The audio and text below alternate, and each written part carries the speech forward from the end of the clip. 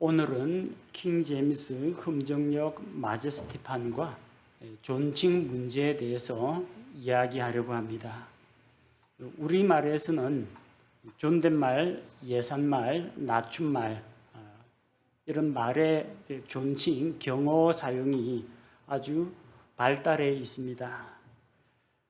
우리가 사용하는 킹 제임스 흠정역은 삼위일체 하나님에 대해서 존칭을 사용합니다. 하나님, 예수님, 성령님 이렇게 부르죠. 개역 성경에는 예수님이 아니라 예수 그리고 성령 이런 식으로 표현을 합니다. 무조건 높인다고 해서 다 올바른 표현은 아닙니다. 상황과 문맥에 따라서 누가 이야기하느냐에 따라서 존칭으로 표현해야 할 때가 있고 존칭을 사용하지 않을 때도 있습니다. 예를 들어서 마태복음 27장 22절에 빌라도가 예수님에 대해서 이야기할 때 빌라도는 예수님을 주님으로 믿는 사람이 아니죠. 그러니까 빌라도 입에서는 어떤 말이 나오겠어요? 예수는 내가 어떻게 하랴 이렇게 표현하는 것이 자연스럽습니다. 빌라도가 예수님이라고 하면은 조금 어색한 표현이 되겠죠. 그래서 성경을 우리말로 번역할 때 우리말에서 사용하는 이 존칭 문제 이걸 잘 살려야 우리에게 자연스러운 번역이 됩니다. 다른 나라 말보다는 우리나라 말의 이 존칭 문제 때문에 외국인들이 우리말을 배우기가 좀 어렵다라는 그런 분들도 있습니다. 또 한국인 가운데에도 존칭 사용에 익숙하지 않은 분들도 더러 있습니다. 성경 안에서는 존칭이 어떻게 사용되고 있을까요?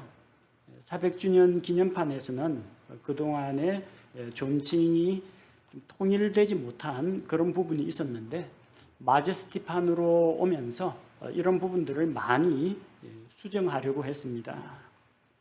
물론 400주년 기념판에서도 하나님과 관련된 표현에 존칭이 사용되기도 했는데 사용되지 않고 존칭을 사용하지 않은 부분들도 더러 있었습니다. 이번에 마제스티판이 나오면서 이런 점들을 일부 수정을 했습니다. 예를 몇 가지 들어보도록 하겠습니다. 예레미야 2장 4절에 너희는 주의 말을 들을지어다. 마제스티판에 들어오면서 너희는 주의 말씀을 말 대신에 말씀이라고 수정했습니다. 시편 95편 3절에는 주는 위대한 하나님이시요. 마제스티판에서는 위대하신 하나님, 위대하신 존칭을 더 살린 겁니다. 신명기 33장 27절에 400주년 기념판에서는 영원한 하나님께서 내 피난처가 되시며, 그런데 마제스티판에서는 영원하신 하나님, 400주년 기념판에서 존칭을 사용하지 않는 그런 부분들을 존칭으로 바꾸는 작업들을 많이 했습니다. 또 그 다음에 존칭을 사용하는데 화자가 누구냐에 따라서 존칭이 어색하게 들릴 때도 있습니다. 예를 들어서 화자가 자기가 자기 스스로에게 존칭을 사용하면은 조금 이상하게 들리죠. 이사야 44장 24절 이전에 400주년 기념판에 나는 주니 곧 홀로 하늘들을 펼치고 홀로 땅을 넓게 펴시며, 자, 하나님께서 말씀하십니다. 나는 하늘들을 펼치고 나는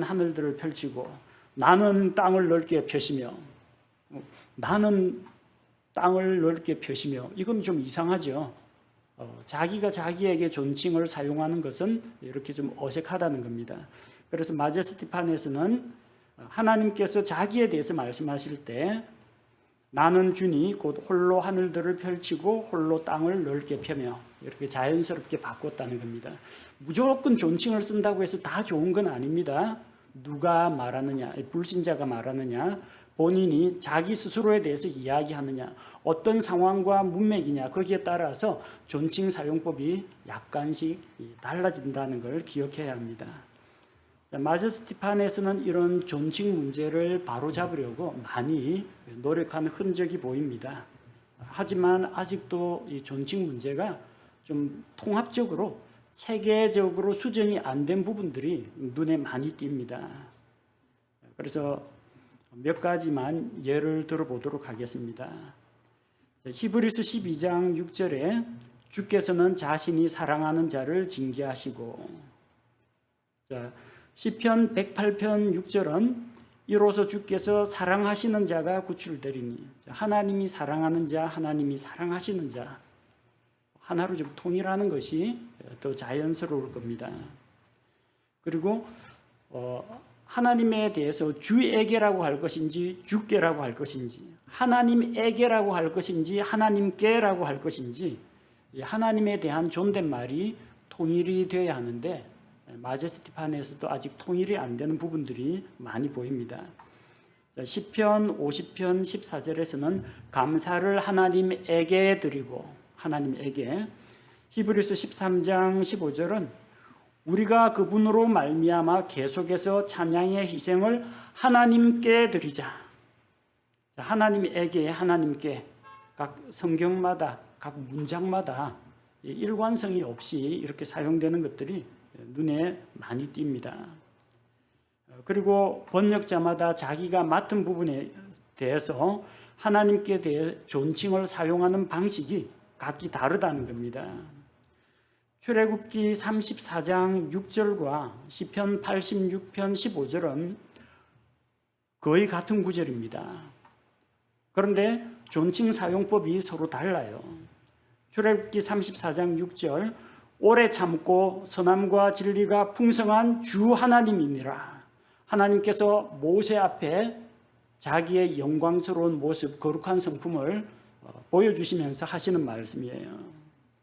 시편 86편 15절에 오래 참으시고 긍휼과 진리가 풍성하신 하나님이시니, 이렇게 참고 참으시고 풍성하신. 여호수아 24장 19절에서 그분은 거룩한 하나님이시요 질투하는 하나님이시므로, 거룩한 하나님이라고 했죠. 이사야 5장 16절에 거룩하신 하나님은 의 가운데서 거룩히 구별되시리라. 거룩하신, 형용사를 여러분 하나님 앞에 붙는 수식어를 찾아보면 많아요. 영원하신, 위대하신, 거룩하신, 이런 것들을 좀 세심하게 좀 잘 살펴가지고 존칭을 통일을 하는 그런 방법을 모색했으면 합니다. 에스겔 36장은 에스겔이 주의 말씀을 대언하는 내용입니다. 하나님께서 에스겔 대언자에게 말씀하십니다. 너는 이스라엘 자손에게 이같이 말하여라 라고 이야기하면서 그 대언자가 말할 내용이 주어집니다. 에스겔 36장 1절과 4절에 보니까 사람의 아들아 또는 이스라엘의 산들에게 대언하여 이르기를, 사람의 아들아, 에스겔 대언자를 말합니다. 너는, 에스겔 대언자 너는 이스라엘의 산들에게 대언하여 이르기를 뒤에 나오는 것은 다음과 같이 이야기하라는 겁니다. 이스라엘의 산들아, 너희는 주의 말씀을 들으라. 대언자가 이야기할 때, 하나님에 대해서 이야기할 때 너희는 주의 말을 들으라 이렇게 하지는 않는다는 거죠. 주의 말씀을 들으라 라고 이야기하라는 겁니다. 대언자가 말할 내용은 하나님께서 너희는 주의 말씀을 들으라, 주의 말씀이라고 표현을 했습니다. 근데 4절에 보면은 아직까지 이 대언자가 할 말의 내용이 끝나지 않았습니다. 하나님이 말할 내용을 대언자에게 입에 주시는데, 그러므로 이스라엘의 사람들아 너희는 주 하나님의 말을 들으라, 주의 말씀을 들으라 했는데 또 주 하나님의 말을 들으라고 했습니다. 이 대언자가 말할 내용이 어디에서 끝나느냐 하면은 5절에서 이렇게 전하여 말하라고 하라라고 나오는 부분이 있어요. 그러니까 그 하라 앞쪽까지는 대언자가 말할 내용이고 하나님께서 대언자의 입술에 넣어주시는 말씀입니다. 자, 대언자가 이야기할 때는 주의 말보다는 주의 말씀이라고 하는 게 옳습니다. 물론 다른 번역본은 이런 거 아예 신경도 안 씁니다. 주가 이같이 말한다 뭐 이런 식으로 표현한 것도 있는데 흠정역에서는 존칭을 최대한 살리려고 주의 말씀을 들으라 이렇게 이야기합니다. 말과 말씀. 자, 대언자는 하나님의 말씀을 높여서 주의 말씀이라고 이야기하는데 이게 일관성 있게 통일이 되지 않았습니다. 예를 든 건 제가 에스겔 예를 들었는데 다른 이사야나 예레미야도 마찬가지입니다. 이런 부분들을 조금 더 주의 깊게 살펴보았으면 하는 그런 아쉬움이 남습니다. 다른 역본에 비해서 킹 제임스 흠정역은 하나님을 높입니다. 존칭을 사용하고 우리말의 존대법을 최대한 살리려고 많이 애를 씁니다. 이것은 하나님을 존중하는 우리 성도들 입장에서 대단히 바람직한 모습이라고 할 수 있습니다.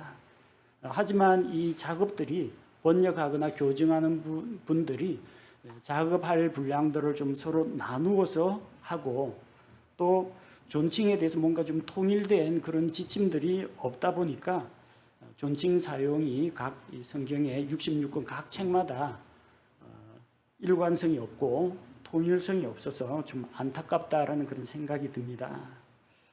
뿐만 아니라 이 검색할 때 설교를 위해서는 때로는 구절 검색을 하거든요. 영원한 하나님 찾고 나서 영원하신 하나님을 또 찾아야 됩니다. 안 그러면 놓치는 구절이 나옵니다. 성경 검색에도 어려움이 많습니다. 존칭을 통일하지 않으면. 또 어떤 불편을 느끼느냐 하면 성경 암송을 해야 되는데 영원하신 하나님이었던가 이게 영원한 하나님이었던가 헷갈린다는 겁니다.